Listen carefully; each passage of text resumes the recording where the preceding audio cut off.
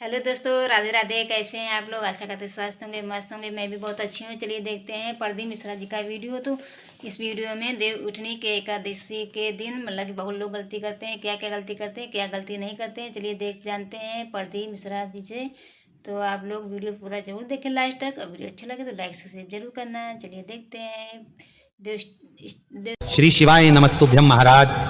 आप सभी लोग जानते हैं कि देवउठनी एकादशी के दिन सभी लोग अपने घरों में तुलसी विवाह कराते हैं और सभी लोगों के मन में यह प्रश्न रहता है कि हमें सबसे सरल तुलसी विवाह की पूजा विधि मालूम हो जाए, जिससे कि हम अपने घर में रहकर तुलसी विवाह आसान विधि से कर सकें। और महाराज, इस बार देवउठनी एकादशी को लेकर भी लोगों के मन में कन्फ्यूजन है, तो वह भी दूर हो जाएगा। और साथ ही में आपके घर में अगर तुलसी जी नहीं है या शालिग्राम जी नहीं है तो कैसे आप तुलसी विवाह करेंगे, सारी अद्भुत जानकारी आपको इस वीडियो में हम देने वाले हैं। महाराज, सबसे पहले इस बार देवउठनी एकादशी 1 नवंबर 2025 के दिन मानी जाएगी, क्योंकि इसी दिन के समय में प्रदोष काल और रात्रि का समय आ रहा है। और तुलसी विवाह हमेशा शाम के समय प्रदोष काल में ही किया जाता है। वैसे तुलसी विवाह देवउठनी एकादशी से कार्तिक की पूर्णिमा के दिन में कभी भी किया जा सकता है, पर देवउठनी एकादशी का दिन ही तुलसी विवाह के लिए सर्वश्रेष्ठ माना जाता है। और इस बार ये एकादशी 1 नवंबर और 2 नवंबर 2 दिन की बताई जा रही है। और महाराज, 2 नवंबर को रविवार का दिन है, जिस दिन तुलसी जी को छुआ नहीं जाता है। तो इसलिए सभी तरह से 1 नवंबर के दिन ही देवउठनी एकादशी माननी सही रहेगी। तो आप जिस भी दिन एकादशी मान रहे हो, आप उस दिन ये तुलसी विवाह अवश्य करें। महाराज, तुलसी विवाह हमेशा शाम के समय प्रदोष काल में या रात्रि के समय ही किया जाता है। और इस दिन विशेष रूप से गन्ने भी खरीद कर लाए जाते हैं। महाराज, तुलसी विवाह कराने के लिए सबसे पहले आपके घर में तुलसी जी होना जरूरी है।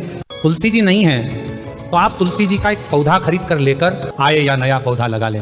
और इसी के साथ में शालिग्राम जी का भी होना बहुत ही आवश्यक है। इसीलिए ये शालिग्राम जी आप मंदिर से या किसी के घर से भी ला सकते हैं और आप अपने खुद के शालिग्राम भी खरीद कर ला सकते हैं। पर अगर शालिग्राम दूसरे के होंगे तो तुलसी विवाह के बाद आपकी तुलसी जी और शालिग्राम जी उन्हीं के घर चले जाएंगे जिनके शालिग्राम जी थे। महाराज, इसी के साथ में अगर शालिग्राम ना भी हो तो आप उनकी जगह पर भगवान विष्णु जी की कोई भी फोटो या तस्वीर तुलसी जी के पास में रखकर ये तुलसी विवाह करा सकते हैं। महाराज, अब सबसे पहले आप अपने घर में जहां पर तुलसी विवाह करने वाले हैं उस जगह को अच्छे से साफ कर ले, पोछा लगा ले।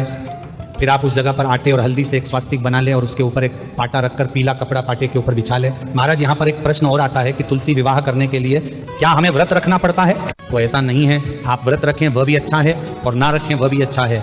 आप दोनों ही स्थिति में तुलसी विवाह कर सकते हैं। बस तुलसी विवाह वाले दिन शुद्ध और सात्विक भोजन और शुद्धता का ध्यान रखना जरूरी है। इसके बाद महाराज, तुलसी विवाह से पहले देव उठाए जाते हैं, उसके बाद ही तुलसी विवाह किया जाता है। इस बात का ध्यान रखें। इस दिन आप शाम होने से पहले तुलसी विवाह की सारी पूजा सामग्री और तैयारी पहले से करके रखें। इसी के साथ में इस दिन माताएं बहनें 16 श्रृंगार करें और पूरा परिवार इस पूजा में साथ होना भी जरूरी है। महाराज, ये पूजा आप अपने घर की छत पर या आंगन में या भगवान के पास में कहीं पर भी कर सकते हैं। बस ध्यान रखें कि जब आप पूजा करने बैठे तो आपका मुंह पूर्व या उत्तर दिशा की तरफ होना चाहिए। महाराज, जब आप अपने पाटे के ऊपर तुलसी जी और शालिग्राम जी या भगवान विष्णु जी की फोटो विराजित कर ले और फोटो के नीचे आप कुछ तिल के दाने जरूर रख लें। और एकादशी वाले दिन चावल का वैसे प्रयोग नहीं किया जाता है, पर भगवान के कार्यों में आप चावल का प्रयोग जहां तक है कर सकते हैं, बाकी आपकी मर्जी है।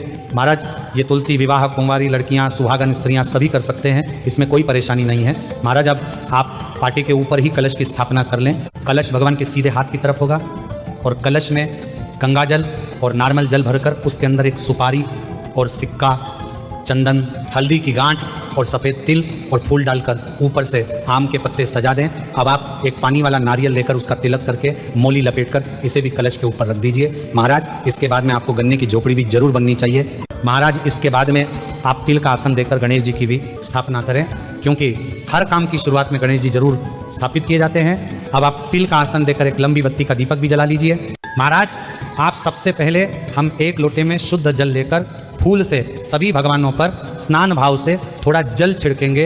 अब आप वस्त्र स्वरूप भगवान गणेश जी को कलावा या मौली समर्पित करें। भगवान विष्णु जी को आप पीले रंग की कोई चुनरी या कपड़ा वस्त्र स्वरूप समर्पित करें। अब आप अपने सीधे हाथ की हथेली में एक पीला फूल, थोड़े से तिल के दाने और एक सिक्का लेकर भगवान का आवाहन करें और उनसे प्रार्थना करें कि आज हम आपका तुलसी विवाह करने जा रहे हैं। हमसे कोई गलती हो तो उसके लिए आप हमें क्षमा करें। अब आप सभी भगवान को रोली, कुंकू, हल्दी, चंदन से तिलक करें और सभी भगवानों को थोड़े थोड़ी तिल चढ़ाएं। फिर भगवान विष्णु जी या शालिग्राम जी और गणेश जी को जाने समर्पित करें। अब आप सभी भगवानों को एक एक फूल समर्पित करें। अब आप तुलसी जी को चूड़ी, बिंदी, हल्दी, मेहंदी लगा दें और चुनरी ऊपर से उठा दें और अलग से श्रृंगार की सामग्री तुलसी जी के पास में रख दें। महाराज, अब गठबंधन के लिए तुलसी जी के लिए एक साड़ी और भगवान विष्णु जी या शालिग्राम जी के लिए पीला कपड़ा आप तैयार करके उनको पहना दें। गठबंधन के लिए आप एक सुपारी और सिक्का पीले कपड़े में बांध कर ही गठबंधन करें। अब आप माता की चुनरी और विष्णु जी या शालिग्राम जी के पीले कपड़े को एक दूसरे से बांध कर गठबंधन करें। अब आप भगवान विष्णु जी को केले का भोग जरूर लगाएं और इस पूजा में सिंघाड़े का भोग भी लगाया जाता है।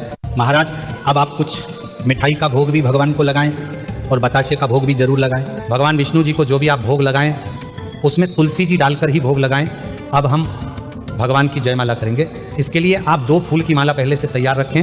तो सबसे पहले आप भगवान विष्णु जी या शालिग्राम जी को एक माला स्पर्श कराकर तुलसी जी को पहना दें और दूसरी माला तुलसी जी को स्पर्श कराकर भगवान विष्णु जी या शालिग्राम जी को पहना दें। महाराज, इस विवाह को करने से हमें पूरा कन्यादान का ही फल मिलता है। इसी के साथ में भगवान गणेश जी को दूर्वा भी जरूर चढ़ाएं।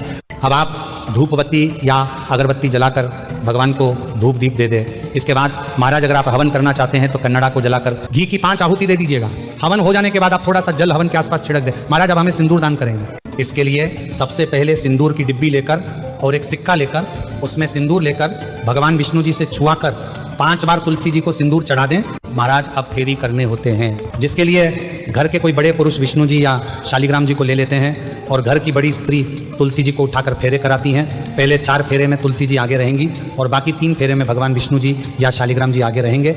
आप चाहे तो अपने हाथ में नारियल लेकर भगवान विष्णु और तुलसी जी के ऊपर से 7 बार नारियल घूमकर भी मन भावन से फेरे कर सकते हैं या फूल से भी ये फेरे कर सकते हैं। अगर आप तुलसी जी और शालिग्राम जी को उठाकर फेरे करा रहे हैं तो तुलसी जी का स्थान भगवान विष्णु जी का हो जाएगा और भगवान विष्णु जी का स्थान तुलसी जी का हो जाएगा। महाराज, अब आप मंगलसूत्र लेकर भगवान विष्णु जी को छुआकर व तुलसी जी को पहना देंगे। अब आप कुछ दक्षिणा या पैसे पूजा में याद से चढ़ा दें, क्योंकि इससे हमारी पूजा में रही कमियां दूर हो जाती हैं। महाराज, अब आपको हाथ जोड़कर प्रार्थना कर लेना है। महाराज, इसके बाद में तुलसी जी का खोइचा जरूर भरिएगा। इससे आपके घर में कभी दरिद्रता नहीं आती है। खोइचा भरने के लिए सबसे पहले आप चुनरी लेकर उसमें बताशे और पोहा 5 बार हाथ में लेकर चुनरी में रखना है और आप चाहे तो इसकी जगह मिठाई, ड्राई फ्रूट्स वगैरह भी ले सकते हैं। इसके बाद इसमें दूर्वा, हल्दी की गांठ और कुछ पैसे इसमें रखकर इसको पोटली की तरह बांध दें और माता तुलसी जी को छुआ कर वहीं पर पास में रखें। महाराज, इसके बाद में तुलसी जी और शालिग्राम जी के विवाह की कथा भी इस दिन आप जरूर सुने। कथा सुनते समय हाथ में फूल और तिल जरूर लें। अब आप आरती के लिए कपूर जला ले या अलग से दीपक जलाकर भगवान विष्णु जी और माता तुलसी जी की आरती करें। आरती हो जाने के बाद भगवान के ऊपर से 3 बार जल फेर दें, मतलब जल छिड़क दें। अपने घर के सभी सदस्यों को आरती दें। महाराज, अब हम लोग यहाँ पर कन्यादान करते हैं, जिसके लिए हम कुछ नई चीज़ तुलसी जी को देते हैं, जिसके लिए आप कुछ नए बर्तन दे सकते हैं और बर्तन खाली ना दें, उसमें कुछ ड्राई फ्रूट्स रख कर ही दें। इसके अलावा साड़ी, कपड़े वगैरह भी आप दे सकते हैं। महाराज, इसी के साथ में आप इस दिन गन्ने की झोपड़ी भी इस दिन पूजा स्थल पर जरूर बनाएं और गन्ने को प्रसाद रूप में आप खा भी सकते हैं। महाराज, इसी के साथ में पूजा की कोई भी सामग्री आपको पूजा के बाद ना उठाना है और ना छूना है। पूरी रात भर वहीं पर रखे रहने देना है। महाराज, इन सभी चीज़ों को हमें अगले दिन ही सुबह उठना है और कुछ चीज़ों का विसर्जन करना है। कुछ पंडित जी को दान करना है।